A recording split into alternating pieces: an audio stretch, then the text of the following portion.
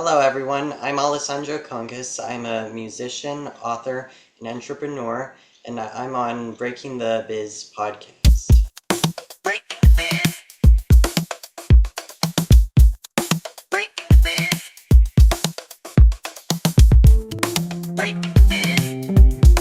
Stay tuned for today's episode of Breaking the Biz, an informative podcast where we dive into the world of entertainment by interviewing seasoned professionals who have made their mark in the industry.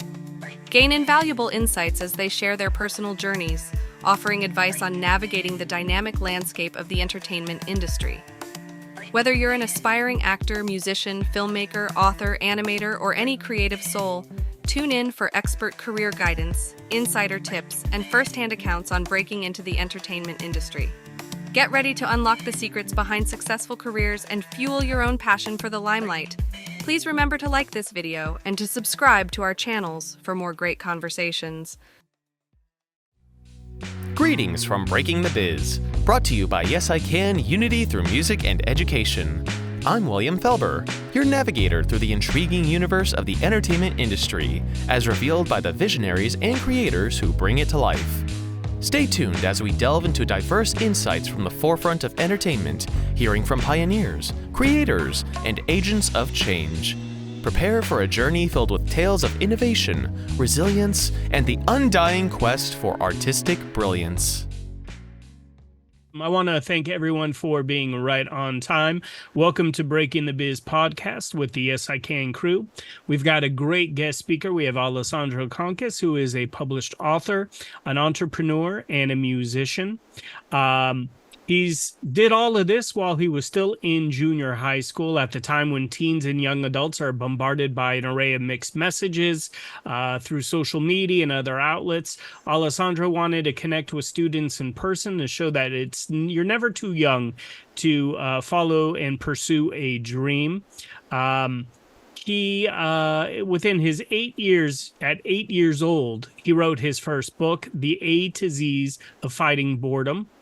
Since then, he's launched a series of sci-fi books featuring his pet Buju, which are now available worldwide through major outlets like Amazon, Barnes & Noble, and Instaspark. They've also worked translating into Spanish and Italian, and Alessandro is currently in talks with mega giants Costco and Walmart to potentially sell his books nationwide. In June 2024, Alessandro incorporated his very first official company, Entrepreneurial LLC.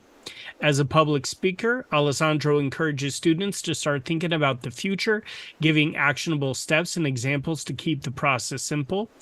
Both of his parents are successful entrepreneurs, so they emphasize the importance of collaboration and seeking out support from others. Above all, he pushes students to put in the hard work and stay diligent. Advice that he too will follow as he pursues his own dream of attending Harvard University one day. Young people are capable of incredible things, and they have to see it to believe it. Alessandro welcomes the chance to inspire all of us tonight in order to have all of us have our dreams come true. So, Alessandro, I want to thank you so much for joining us tonight. Yeah, thank you for having me. It's an honor to be here. All right, I love it. So let's talk about, where did you get the idea? Like, did you just one day say, you know what, I think I need to write a children's book? Where did that come from? Well, actually, first I want to clarify, my pet's name is Bijou. Okay. That's how you pronounce it. Yeah, she's the inspiration for my Life of the Time Cat book. But my first book, The A to Zs of Fighting Boredom, is a coloring book for children with many activities they can do when they are bored. And what inspired me to write it is because one summer I was bored, and I wanted to write a book on how other kids could fight boredom, so they wouldn't have to be bored like me. Okay, so that's the target audience, is for young individuals who are bored and want to be creative and do something other than playing the video games, being on iPad, watching YouTube videos, and just getting lost in social media. Mm-hmm. Yeah. Okay, I love it. So The boredom stuff, the A to C's, the children's book, I get it. Coloring. Did you write that all by yourself? Did you bounce ideas off of anyone? Was that just your vision? Well, the ideas are mine, and the illustrations in the book. Well, the illustrations on the front cover, I made those on the computer, and we had an illustrator design the coloring pages because I wrote that when I was 8. I probably wouldn't have like amazing drawing skills to illustrate the coloring parts, but the ideas are all mine. I love that. And what's great about it as well, obviously, as I read in your bio, your parents are entrepreneurs themselves. But when you have an entrepreneurial spirit and mindset, you have to be able to use your network around you in order to help your idea come to fruition. And I think this is a perfect example of, like you mentioned, at 8, probably not the best illustrator, got a great idea and you're a great writer, but you need help with those illustrations. And that's when you reach out to someone within your network or using the computer or technology in order to create that aspect. So I love that. So from there, you go on to write another book. Talk me through that. Yeah, Life of the Time Cat, Rise of Catastrophier is the next book that I wrote. It's basically a science fiction book about a cat that owns time and space. And basically my vision for this book is Life of the Time Cat, Rise of Catastrophier is the first book in a Life of the Time Cat series. I'm planning to make it a decalogy, which means a total of 10 books. So, yeah. Where do you come up with, and it's incredible, your vision and the fact that you know exactly what you want to do. Where did you come up and say, you know what, I'm gonna write 10, there's gonna be 10 stories with my pet cat, and where does that come from? I don't know where I thought of the number 10. Probably I just wanted a number that sounds nice. But my cat is a major inspiration for this book. If you buy Life of the Time Cat, you'll see that that the picture of the illustration of the cat is very similar to my real life cat Bijou. Does your cat do some crazy stuff around the house? Sometimes she sits on like places where she knows she's not supposed to sit on. So she's a rebel cat. Yeah. Okay, I love that. So talk me through, when you go to school, are you one of those students that is like a SpongeBob and you soak up all of the information and you're a great student? Do others pay attention to your intelligence? Well, the thing about my schooling, it's a homeschool called Learning Post Academy. It's basically where they give me these courses, and I can complete them as fast as I want, depending on how hard I work. So my goal is to try to finish it as quickly as possible. And sure, I still get good grades. I currently have A's and A pluses in all of my classes. So right now I'm trying to finish it as quickly as I can, so that way I'm able to finish the semester, and then I'll move on to summer break where I'll probably have some more free time to work on my business ideas and my books and stuff like that. Okay. And are you planning on going to college early? I know Harvard is the end goal. You want to get to Harvard, and I'm going to imagine you want to major in business, but I could be totally wrong. So I want to know what you want to major in Harvard. But is your plan to get there a little bit quicker than, the average student? Well, that would be nice, um, but realistically, it would probably be better if I wait a few years. Like, sure, I can finish high school a little early, maybe, but use the extra time that I have to build my business and get it to the point where it's um, like, I don't know how to describe it. Well, Where it's funding your way to get to college, basically, right? yeah, get to the point where it's like maybe impressive enough for Harvard, because you don't want to get to college too early, because then, sorry, I'm really bad at No, thinking. you're doing great. You're probably our youngest guest speaker, but you have got a lot of ambition and you know exactly what you want. And anybody, any age, can 100% learn from your ambition. Aton put a scaled business model, so that's what you're looking for, is that scaled business model.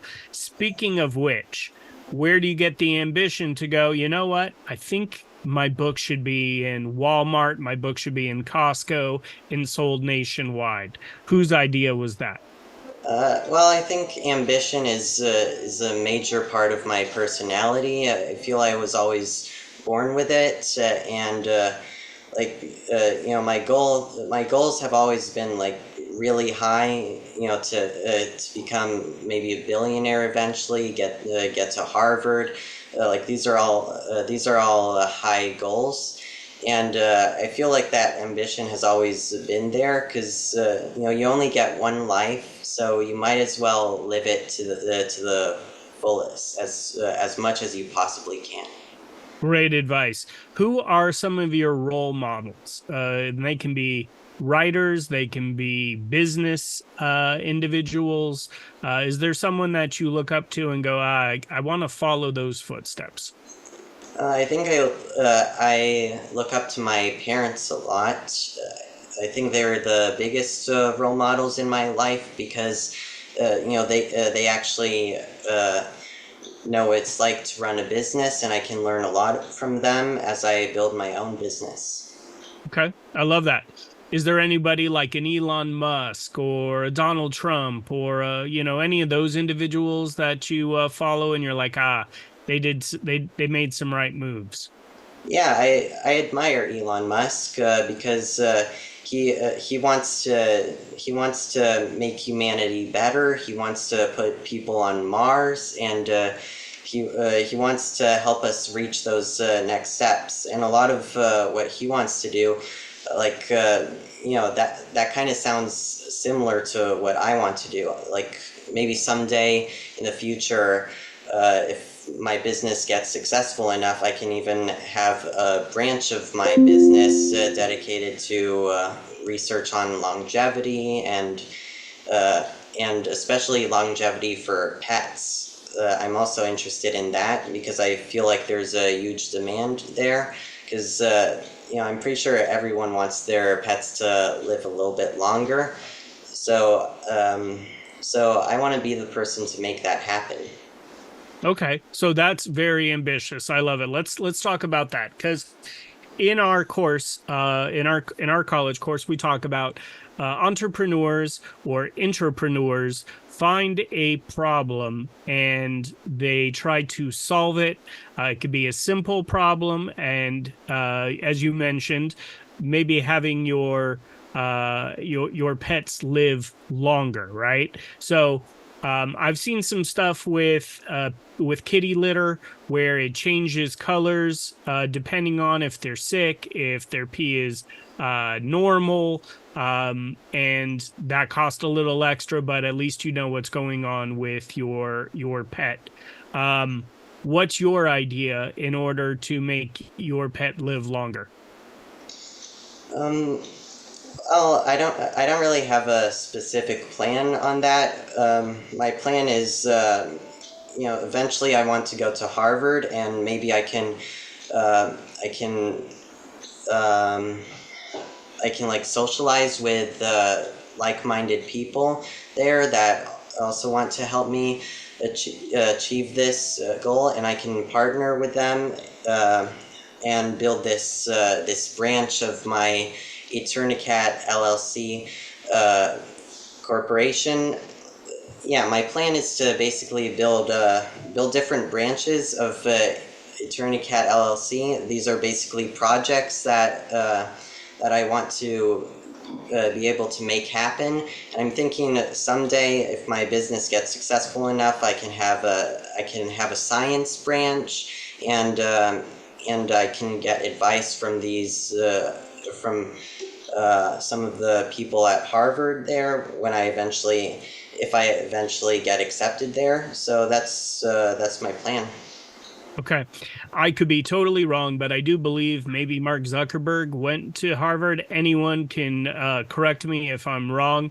I do believe that's where Facebook was built with like-minded individuals. Alex, am I correct on, did he go to Harvard or did he go somewhere else? Do you know?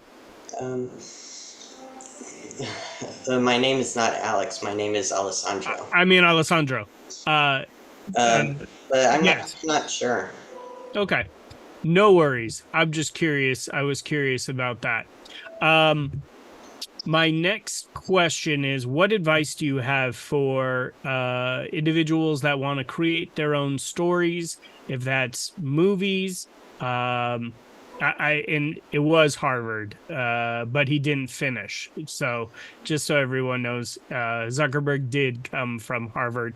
But to echo what you were saying, Alessandro, 100% being around like-minded individuals is probably the best thing that you can do, because you're going to surround yourself with talented people, and they can fill the holes that maybe you're not so strong in, and you can support them in other ways that maybe they're not so strong. So I love that.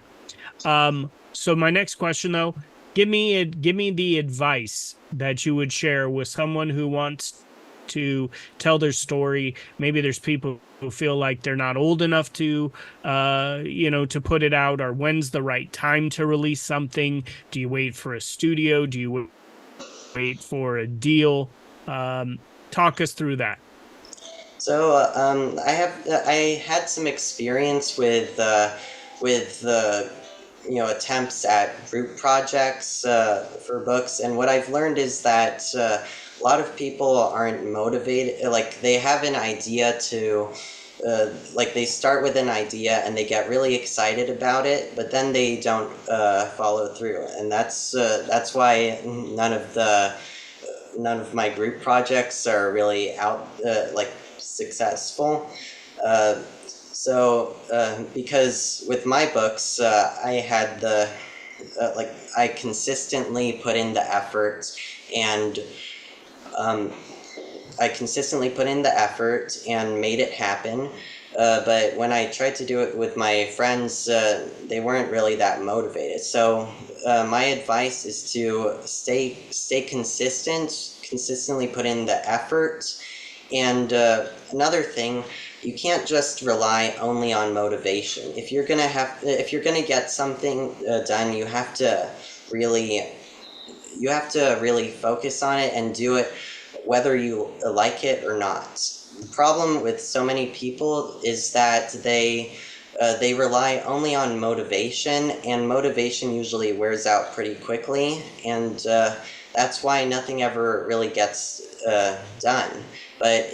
But what you need is discipline, the ability to do it even though you don't feel like it. And by exercising that power, then it becomes easier and easier and easier. Okay. How do you know that your books are going to connect with an audience and relate to an audience?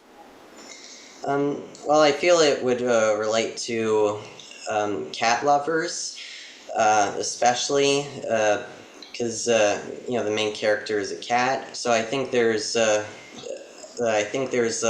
lot of demand for these kinds of stories with people that like animals. So that's kind of who I'm trying to appeal to when I write my books.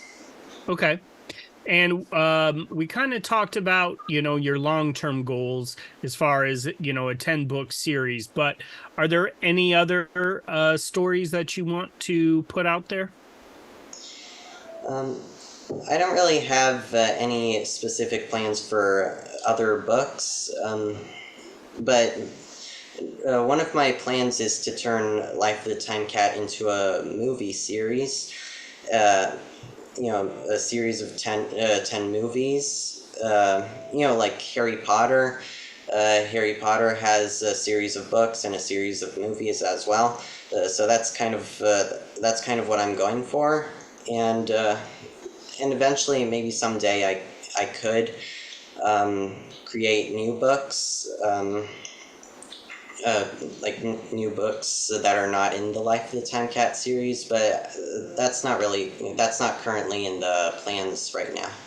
Okay.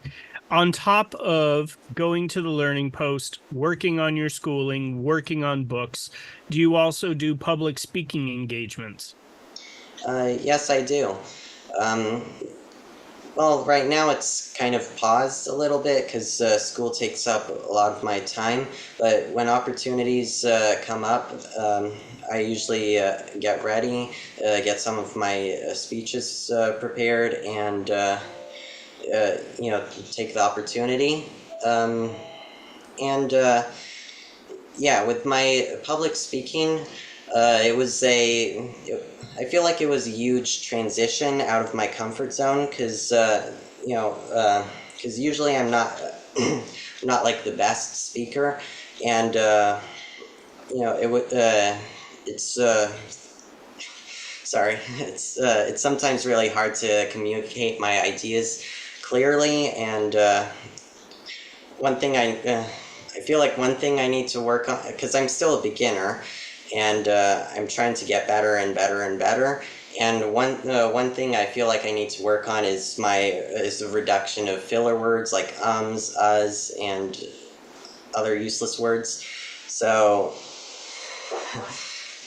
I do that all the time, so I get it. But I will let you know, public speaking is probably, people's biggest fear. And the fact that you can get up on a stage in front of individuals and you can share your story, you're on here, you're on a podcast, you're doing great. So I just want to give you a little pat on the back. Just keep it up. Practice makes perfect, and you're going to just get better at what you do. But the fact you have an important message to share, and you can never be too young to be ambitious and get stuff out. A lot of times people hold on to their ideas, like you mentioned, because they're not as disciplined. They don't have the support system. And a lot of times people think they have to wait for a studio or somebody to purchase their idea before it's going to be made. And the reality is there are so many different platforms for you to get your ideas out. And if you wait, people are going to beat you to the punch. So putting out your art, putting out your stories, getting it out there right now is the best way to do it. So keep it up. And I'll delete all of these so you don't have to worry about it. That's what editing does. I want to ask you other ambitions that you have in mind. What else is the world going to be touched with by Alessandro? You mentioned helping the cats. You want to do science. You want to make 10 movies, 10 books. And I will also tell you, don't let anyone ever talk you out of that. There were a lot of people who told J.K. Rowling that nobody wanted to read a story about a sorcerer and a magician. And obviously, Harry Potter is extremely successful. And those people who probably told her or passed up on her ideas are probably fired by now. Yeah, so some of the other things that I want to do is maybe open a real estate branch of Eternicat. I'm looking into like short-term vacation rentals, like different locations where different people can stay for like 3 or like a few days for a vacation, and I feel like that would be that has potential to be successful. Okay. Give me the top 5 skills that you think you need to have in order to be a successful entrepreneur. The top 5 skill. Well, I think the first one would be discipline. Second would be uh, uh, wait. Wow, this is harder than I thought. There's no wrong answers, so it's whatever you feel. Okay. Yeah. So first is discipline. The second would be maybe writing, because I use my writing skills a lot when I write my books. Mm-hmm. And the third, maybe AI, because I feel like AI is an emerging trend, and it could be really helpful. And I'll give you a few ideas and you tell me which are the last 2 that you think are needed. I would say resilience, being resilient, being able to communicate, self-awareness, social diversity awareness, leadership, collaboration. Out of those that I just named, give me the last 2 for you. I think communication is an important one, because it would definitely make stuff like this a lot easier. I could communicate more clearly, and probably even be able to do my speeches more improv instead of rehearsing so many times. And the last one I think is important is leadership. Okay, perfect. Let me ask you, is there a mantra that you say that keeps you focused or positive? I'll give you one. Like for me, I always say it's another day in paradise. Even when work's not paradise, I always just kind of remind myself it's just another day in paradise. Or sometimes people say another dollar, another day. Is there a mantra that you find yourself saying? I'll have to let me think about that. I mean, I guess I usually think, life is just going to be like a little bit better once I finish this task, and that propels me to move on to the next tasks, because I know that things are going to be better once I finish the task. That is a great one. I like that. Some people have to-do lists. Some people have highlighters, different ways of keeping organized. But I love that you like to get stuff done in order to move on and have fun. So maybe that should be it. Get stuff done in order to have some fun. That could be your new mantra. I don't know. I just made that up on the fly, but I like it. I'm going to use that on my 6-year-old daughter for sure. Now, this is a normal question that I usually ask for individuals who are a little older than you, but you have a lot of insight and you have a lot of intelligence. What's the biggest piece of advice you would give to your younger self? The biggest piece of advice I would give to my younger self is stop wasting time and just work on the Life of the Time Cat books. Because right now I'm so busy, I am literally unable to do it. I don't have enough time. So I wish that when I was younger, I would be able to finish the Decalogy and get all those books done. Because right now I have to wait until the summer until I'm able to do that, because right now I'm just so busy with school. Okay. And you've written one. Do you have part 2 already written? Or one is published, correct? Yeah, one is published. The second one is already written, but it's not published yet, and it still needs to be approved by my team of writing experts. So And so basically, my plan is I'm gonna write them all. Then I'm gonna have them all like checked for errors and stuff, and then I'm gonna have the illustrations created. The way the illustrations work is I start by writing by illustrating what I want to see on paper, and that drawing gets sent to professional illustrators, and they use um, they prepare professional ones that I can put into the actual final copy of my book. Okay, I love it. Any other writers that you look up to? I know you mentioned that J.K. Rowling. Any other writer that you follow?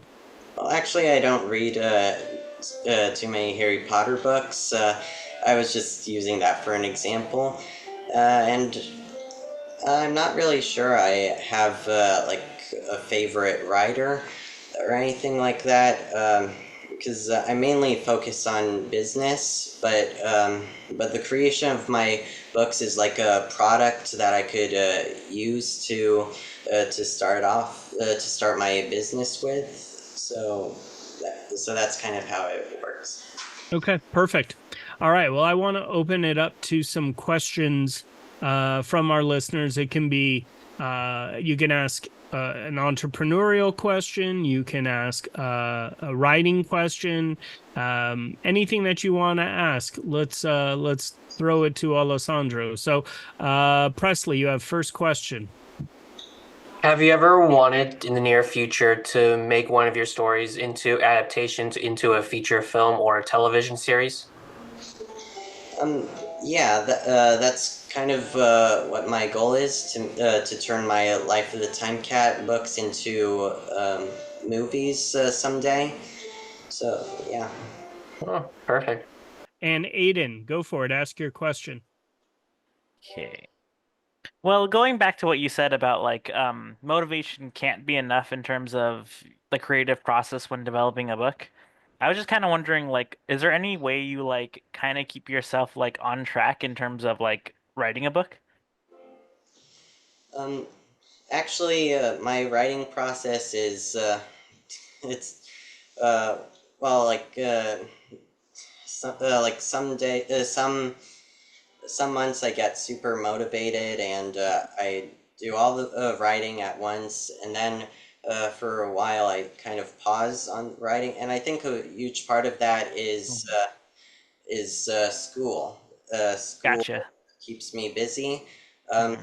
but the difference is between me and most others is that others usually forget about their project, and they decide not to pursue it. But Hmm. no matter how much time passes, I always tend to come back to the project and finish it. Gotcha. I Thank you think very that's much. a great question, and I think that's an important thing to talk about. Is once you start something, you have to be able to go back and finish it. A lot of us start ideas and then go to other ideas, and we don't really finish what we start. So I think it's a great example. To be successful, you need to start something, finish it. You can always come back and make it better, but finishing it is an important aspect. Alessandro, I want to thank you for joining us tonight. I have no doubt in my mind you are going to be as successful as you want to be. You understand how important it is to listen to those that have been successful before you. You also know how important it is to go to college and meet like minded individuals who are intelligent and ambitious, just like yourself. Um, and I have no doubt that you will uh reach those goals of getting stuff into Amazon, Walmart. I foresee a bestseller in your future, and I just want you to continue to stay driven, focused, and continue knocking out all of those goals that you have, because you are one smart, sharp young fellow. Keep it up. And I want to thank you once again for joining us on Breaking the Biz tonight. As we conclude another enriching episode, we hope you've found inspiration in the stories shared today. Let's take a moment to honor Yes I Can's role in bringing Breaking the Biz to life. Yes I Can's commitment to empowering young people with disabilities through education, advocacy, and mentorship shines brightly, paving paths of opportunity and dialogue. This podcast celebrates the organization's dedication to nurturing talent and facilitating impactful discussions.